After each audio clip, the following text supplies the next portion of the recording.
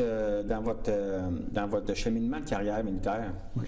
vous avez fait beaucoup de terrain. Vous parlez, je vous écoute, puis vous faites beaucoup de terrain. Vous avez fait beaucoup de terrain. Oui. Avez-vous peur de vous ramasser un moment donné d'un bureau, de dire, bon, je suis capable de le faire, mais là, je suis rendu à un grade, il faut que je donne...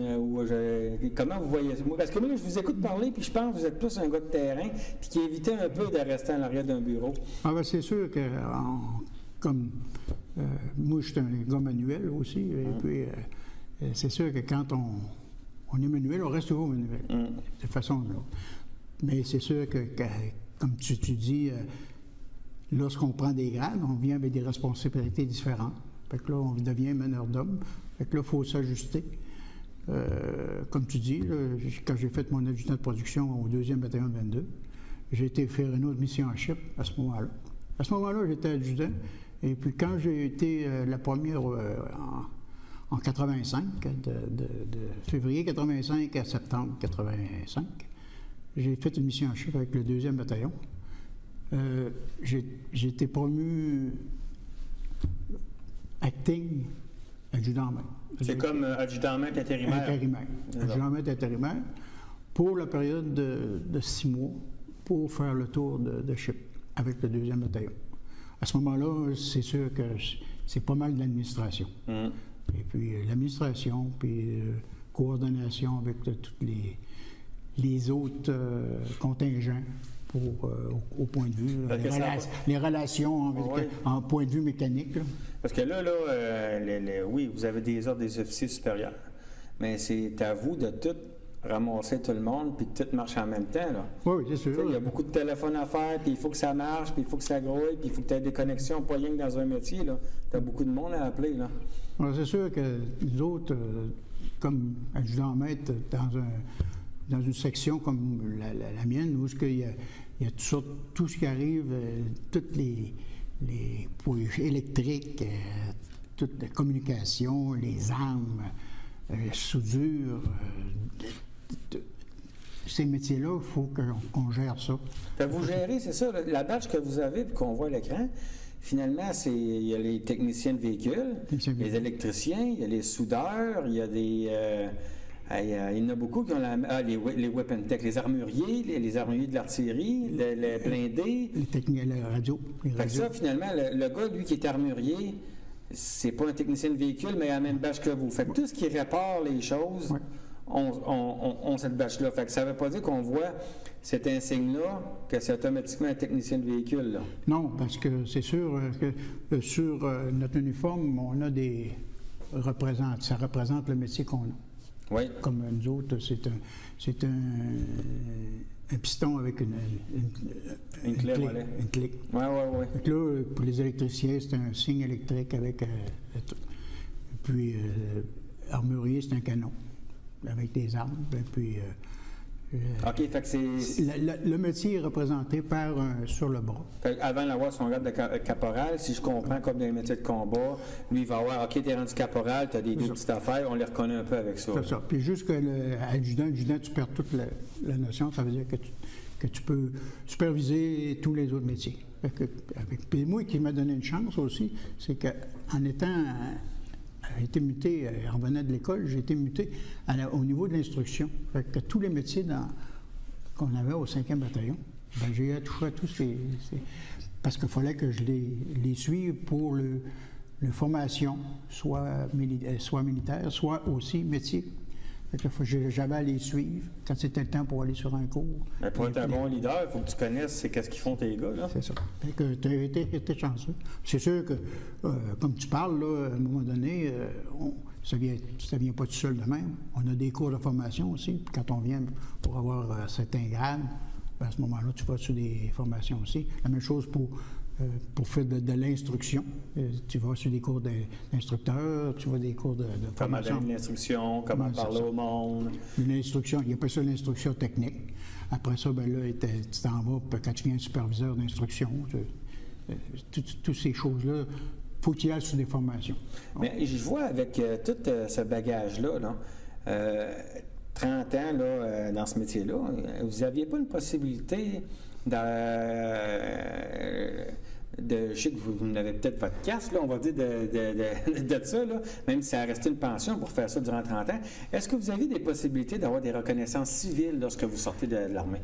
C'est que quand, c'est sûr que nous, moi j'ai sorti, en fait, quand j'ai sorti ma dernière place que j'ai faite, j'étais un adjudant-maître de compagnie. Je m'occupais de la compagnie de maintenance du 5e bataillon. Ça représentait beaucoup de personnes, au-dessus de 350 personnes. Il y avait du monde dans une bâtisse. Et personnel militaire et civil. Je m'occupais de la discipline aussi. Pendant que vous étiez civil? Pendant que j'étais militaire. Puis vous étiez militaire. Puis là, il y avait des positions civiles. Fait que j'avais tout ça. Je m'occupais de l'hygiène, de la bâtisse, de l'entretien de la bâtisse, la sécurité de la bâtisse, tout ce qui était discipline au niveau du personnel. Mais si tu aurais voulu transférer un métier civil, est-ce qu'il approuve tes qualifications? Là, c'est une bonne question parce que là, ce qui est sûr que quand moi j'ai sorti sur un plan de réduction des forces. Ouais. Après 30 ans. Et puis, à ce moment-là, nous autres, ils nous donnaient un genre de formation qu'on allait voir du personnel. On parle de 93. Oui, en 93. Il parle du personnel qui nous dit, qui nous gère, qui nous dit quoi faire. Et on va se faire accréditer s'ils sont capables. Mais notre métier, si je vous dirais, en Ontario, notre métier est reconnu. Mais au Québec, il n'est pas reconnu. Ça brette un peu, là. Ça brette un peu. C'est parce que les militaires ne sont pas acceptés dans SQ, mais sont acceptés dans l'OPP en Ontario. C'est ça. Il y a des métiers qui ont des reconnaissances au niveau du Canada, mais au Québec, on marche un différent système. C'est de valeur. C'est de valeur, parce que, tu sais, le gars qui est mécanicien en Ontario, qui est mécanicien à Québec, entre les deux mécaniciens, mais c'est la formation. Les formations militaires n'ont pas accepté. C'est pareil comme un cours de chauffeur. C'est vrai. Vous prenez le cours de chauffeur, vous prenez, comme nous autres, comme peut-être toi aussi, moi j'ai passé mon cours à Kingston, Ontario, mon cours de chauffeur. J'avais mon permis de chauffeur, j'ai été au bureau des licences en Ontario, ils m'ont donné mon permis de conduire. Mais en tout cas, plus au Québec. Écoute, j'avais 17 ans, puis j'avais mon permis de conduire, mon père n'a même pas signé, de l'Ontario, parce que j'avais suivi le cours. Quand j'arrivais au Québec, il n'était pas valide. Non. Non. Non, c'est une grosse lacune, ça.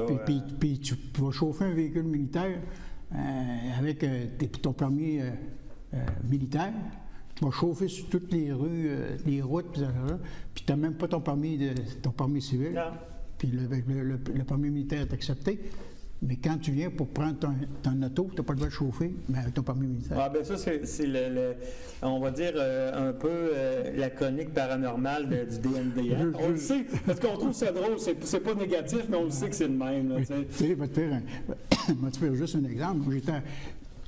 Quand j'étais en Allemagne, le peloton où j'étais, on faisait passer les permis de conduire pour international, pour les permis de conduire pour les militaires.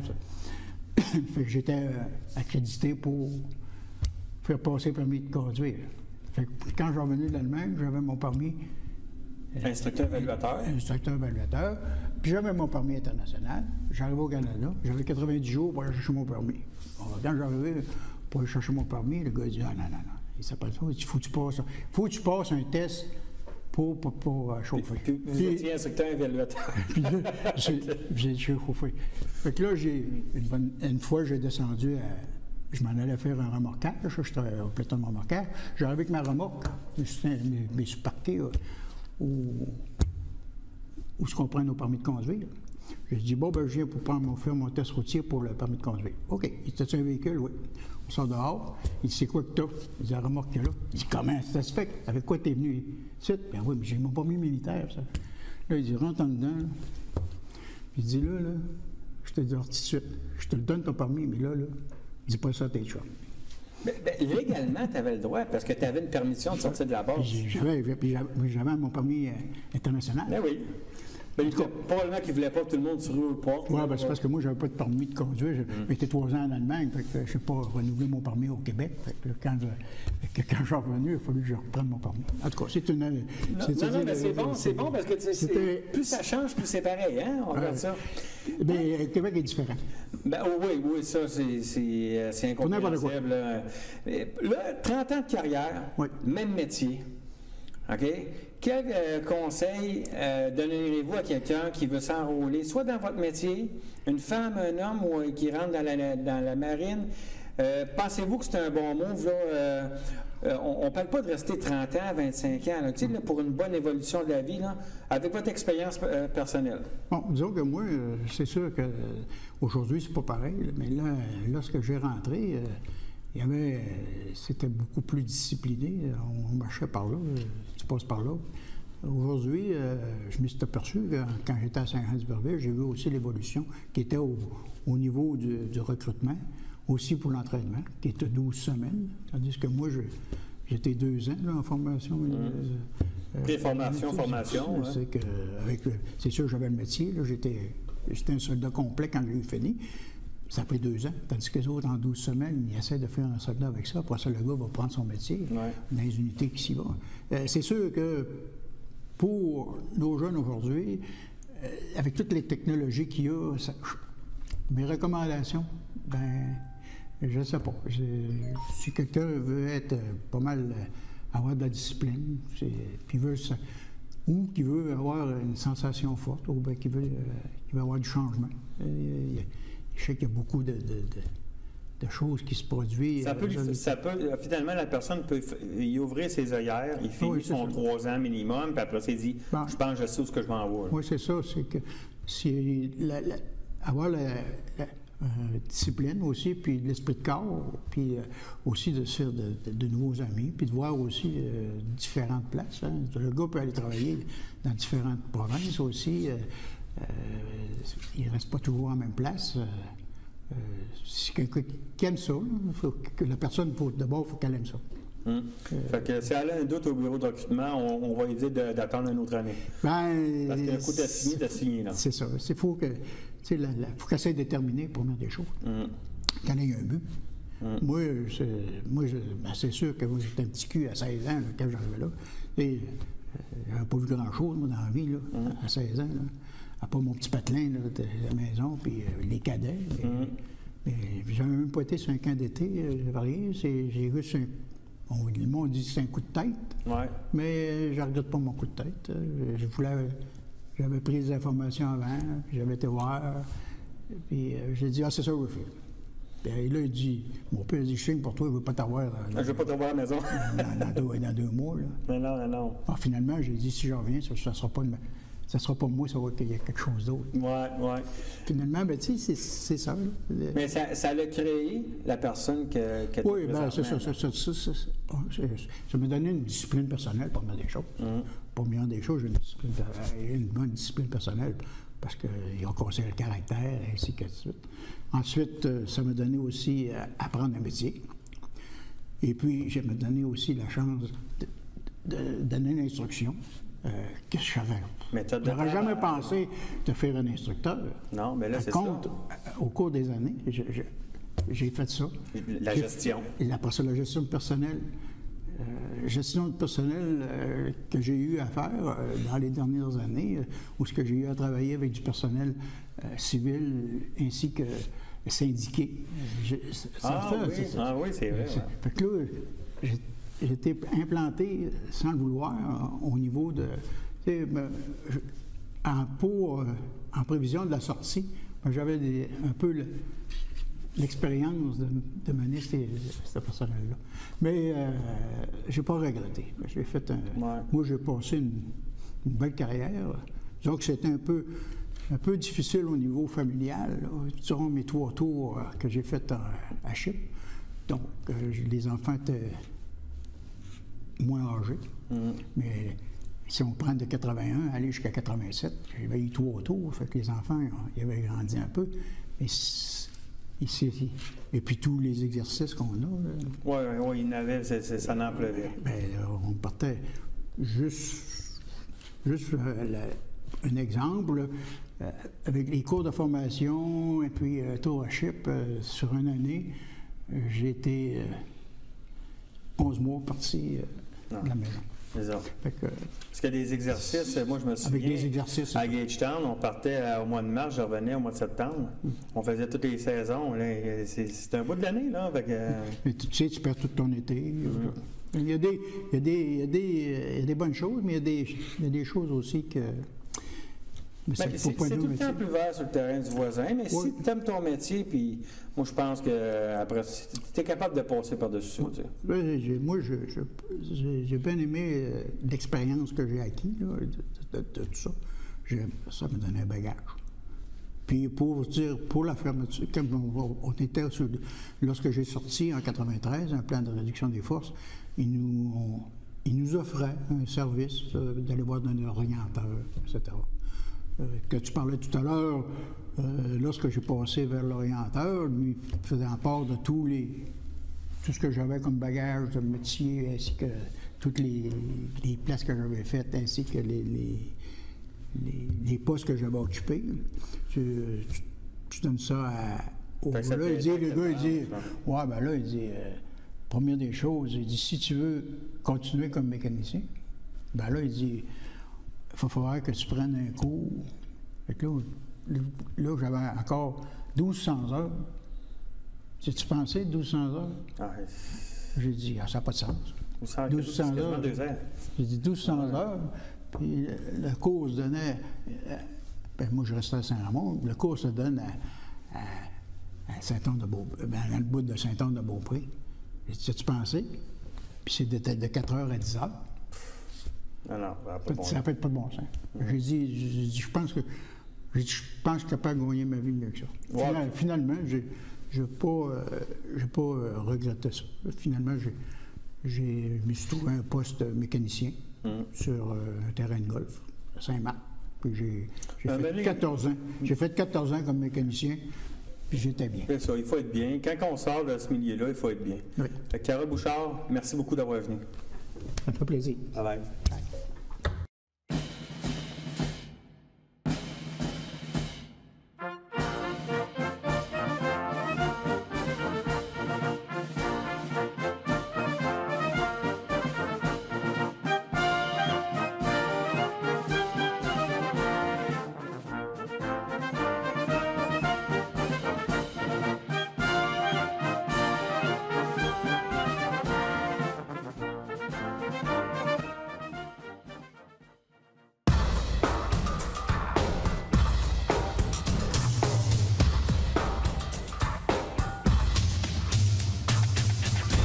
Ça, c'est du garage.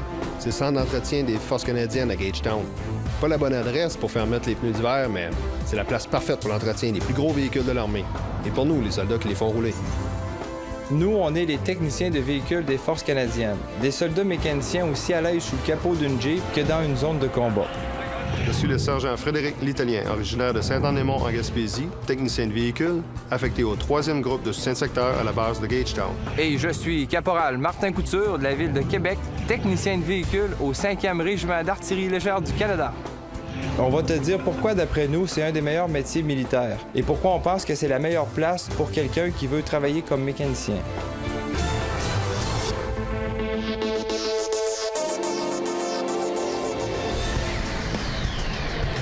Si tu es déjà mécanicien d'expérience et que ça te tente de travailler sur toutes sortes de moteurs, des camions légers aux chars d'assaut, alors devenir technicien de véhicule dans les forces pourrait être une très bonne décision. D'autant plus que les forces sont une excellente place pour suivre ta formation, faire ton apprentissage et obtenir un poste avec des vraies responsabilités. Tu vas faire partie d'une équipe de mécaniciens experts très motivés. Tu vas aller partout où vont les forces, au Canada ou en déploiement ailleurs dans le monde, pour travailler sur des systèmes d'allumage, des systèmes électriques, les prises d'air, l'échappement, la direction, la suspension, tout ce que tu peux retrouver sur un véhicule. Puis, tu peux être sûr que des véhicules, l'armée en a de toutes les sortes. On peut travailler sur tout type d'équipement, à partir d'une simple génératrice ou scie mécanique jusqu'au char d'assaut Léopard A3. Ici, à chaque quart de travail, pour chaque véhicule à réparer, le défi est nouveau. Quand on est sur une base au Canada, on travaille souvent dans un atelier ultramoderne comme ici. Mais en mission, c'est une autre paire de manches. Par exemple, quand j'étais en Afghanistan, on travaillait dans des tentes.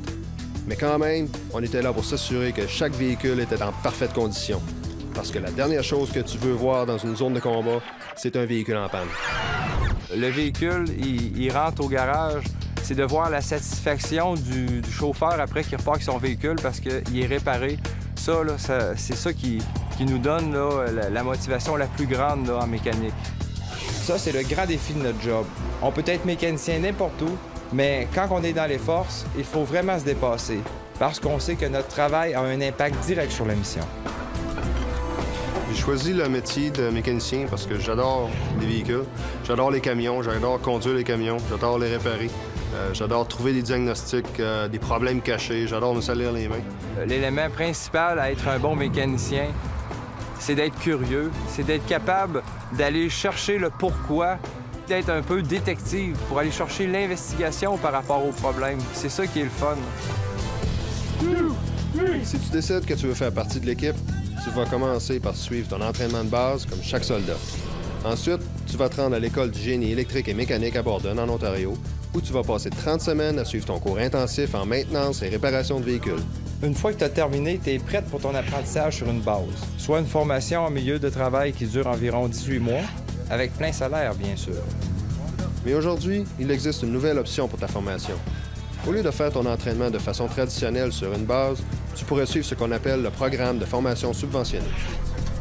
Dans le cadre de ce programme-là, les forces paient tes frais de scolarité et tes livres pendant que tu étudies près de chez toi dans une école technique ou un collège reconnu. Dans les forces, tu n'arrêtes jamais d'apprendre. Tu peux toujours pousser plus loin en suivant des formations pour améliorer tes compétences. Puis, aussi, il y a beaucoup d'occasions pour se spécialiser et obtenir de l'avancement. Des occasions que tu ne trouves pas ailleurs. Le niveau technologique est là. C'est des grosses masses qui se déplacent. C'est impressionnant. Puis le niveau de conduite là, est agréable, là, plus que n'importe quel véhicule qu'on peut retrouver dans le civil. C'est vrai que c'est pas mal cool tout ça.